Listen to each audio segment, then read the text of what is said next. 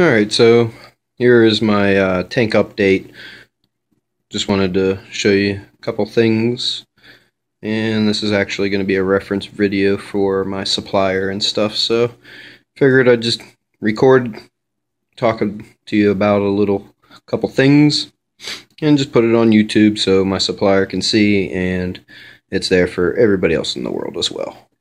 So here it is. Not a lot of changes or anything like that with the rock work or anything, but definitely got a lot of little frags here and there. I don't know, my zoos and polyps and buttons and things like that hate my tank. They just don't open. If they do, they look great and then they just start to disintegrate. I don't know. Everything else I have no problem keeping. But other than that, I'll just give you guys a quick view of the tank and the frags that I have throughout it. And you'll be able to see the fish as I'm looking around.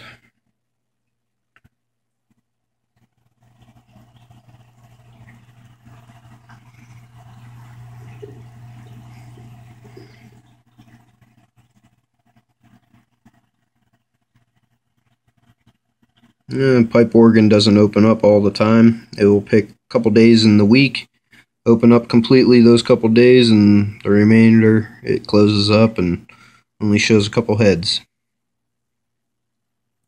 It has new growth on it and everything, so I know it's doing okay. Brains. My maroon clowns love the host and the brains. Is a mated pair, but they don't mate.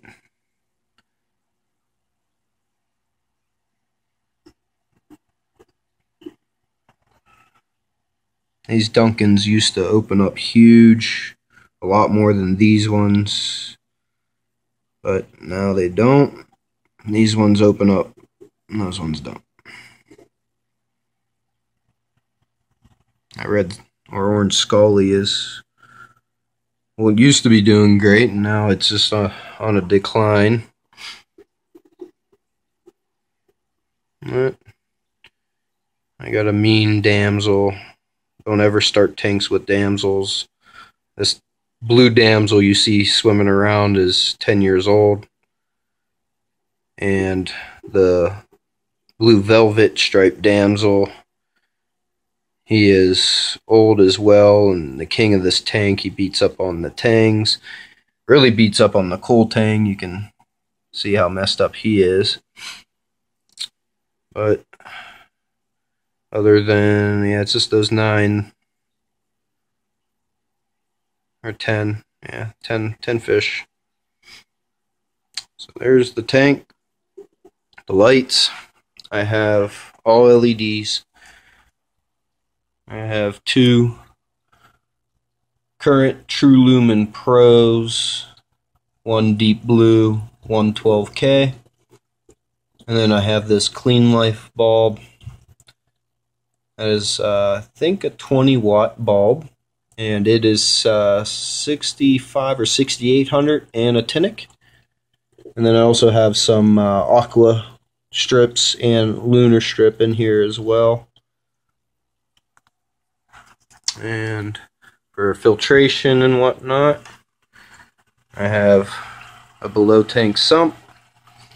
I have 2 canister filters, Core Life 120 or something protein skimmer.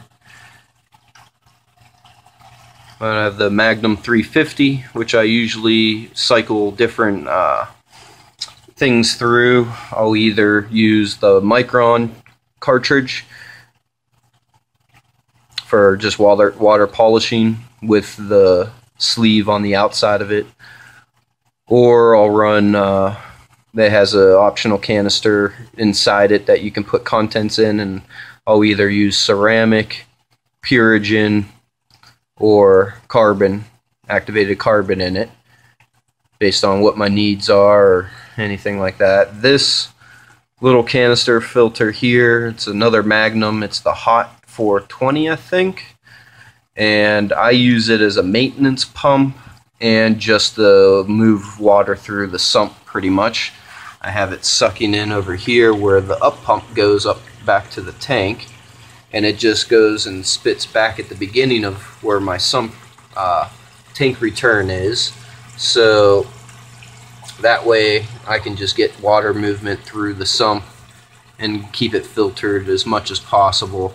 I am going to be putting a Y adapter on this line that goes up to the tank for the return of the sump. That way I can split it 50-50, half of it going back to the beginning, the other half going back up to the tank, and then also have it so it's a shut-off valve and everything, so when I'm doing sump maintenance I can easily just turn the return back to the main display off and have 100% of that water coming back into the return. That way as I'm stirring stuff up and making a mess down here, it will help clean it all up and everything. But the main chamber, this is all stuff that's going to be updated here soon with other stuff. I'm redoing the whole plumbing and everything, but right now it's just water coming from my overflow into this first chamber. You can see the other tube right here from the other canister filter, and then my protein skimmer return all goes in. So all returns into this first chamber, goes down through this bubble trap into the first cleaning section where the protein skimmer pump is, and just protein skimming here. I do have a UV twist as well. It is not wired up, but it will simply connect to this line here. Goes over my first bubble trap there after that one and into this chamber, which is filled with egg crate, square, and rocks, live rock. And that water has to go over this from the protein skimmer chamber down into this, flow through here, and then get back up over that first baffle, and then down, and then back up to get into the chamber where the return pump is. And I also have some macroalgae over here, so as that water is getting cycled through this live rock, it then hits that. Wouldn't call it a refugium, but it does have macroalgae and live rock, but no live sand, no sand bed or anything in that, because I do have a really thick sand bed in the main display tank, and it keeps my sump cleaner not having that extra sand down here. Plus I don't have any mangroves or anything else that I have to worry about there. I have this quick valve on the protein skimmer itself, so when I'm doing water changes I can do a wet skim just by taking this, popping the cap off, putting it to a bucket, and then let the water flow right out into the bucket. And that's how I do my water changes. I do it all with the protein skimmer. So I do a wet skim and then just let it skim the water out from there. I never just suck water out of my tank unless it's going through my skimmer. You'd be surprised seeing the difference. I mean, I can suck water out of my display tank. If I do, I'm going to make sure I blow all the rocks off and stir the sand up to get the water really dirty if I'm just going to suck water out. But on normal water changes, like I said, I just adjust my protein skimmer to do a very wet skim, and I just let the overflow go right into the bucket.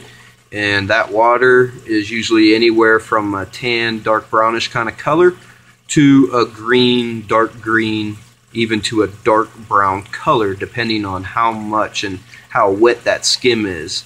I can keep it pretty dry, and it's very nasty and disgusting, but it takes forever to get 5 gallons doing a drier skim. So the wetter the skim, yes, the more water volume you're going to remove from the tank, but it's not going to remove as much gook from the water as you would doing a dry skim. It's all about how much time you actually want to put into it. And you can see all the live rocks got real good color and everything.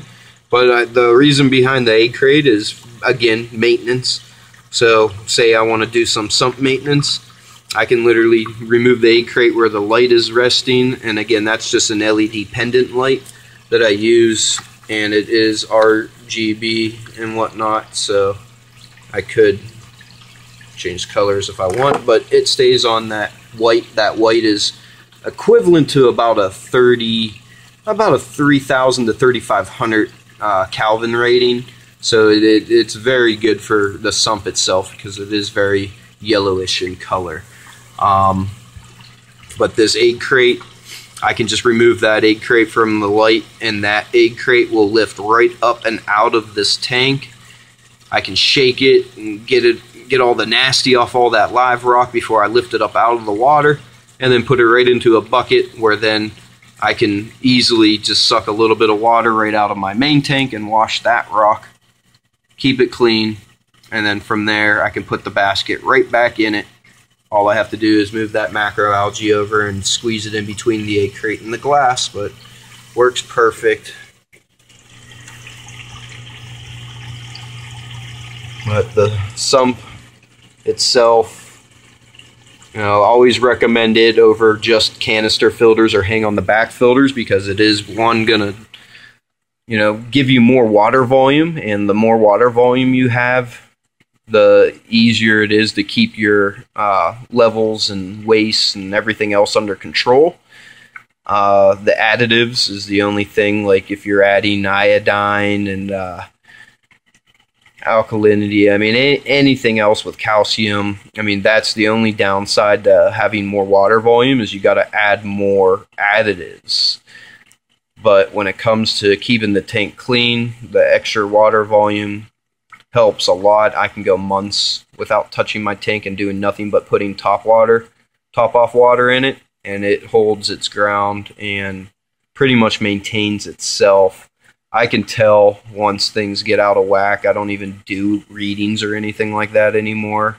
I mean, I let friends borrow my testing kits and stuff, and I never get them back, so I don't even worry about that stuff.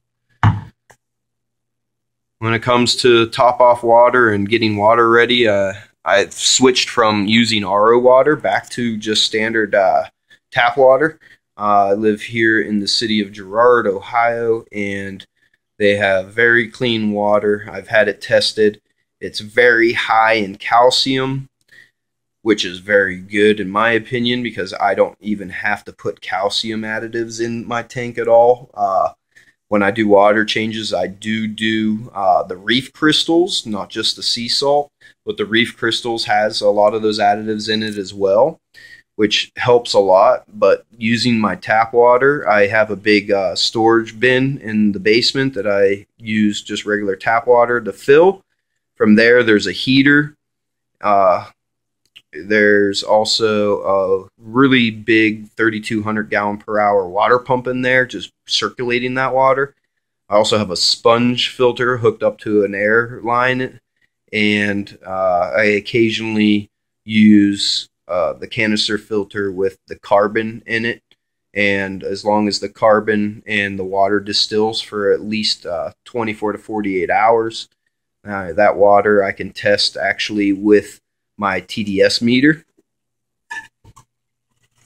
which when it comes to your water clarity and knowing how clean your tap water or your RO water is, this was only like a $15 to $20 meter, but it does test your total dissolved solids very easily. It can also test your water temperature, but when it comes to just wanting to know how clean your tap water is and stuff, that will tell you. And right now, with just letting the water distill and doing that little stuff, I will have anywhere from 20, 30 to 200 parts per million.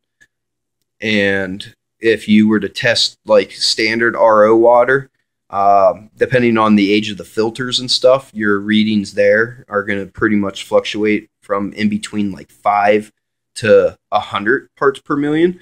If you were to test like Voss drinking water or Aquafina, they're going to range right around 20 to 50 parts per million. So me ranging where I'm ranging with just tap water and never exceeding 200 parts per million, I am not worried about that at all, because I know that extra parts per million in there that I am reading with my TDS meter is mainly 88% calcium, which we all know our stuff loves our calcium additives. So that's my point of view about that. But this is my tank update, and we went over the lights, showed you the tank, showed you the filtration system, also went over the setup that I have with my water top off and whatnot.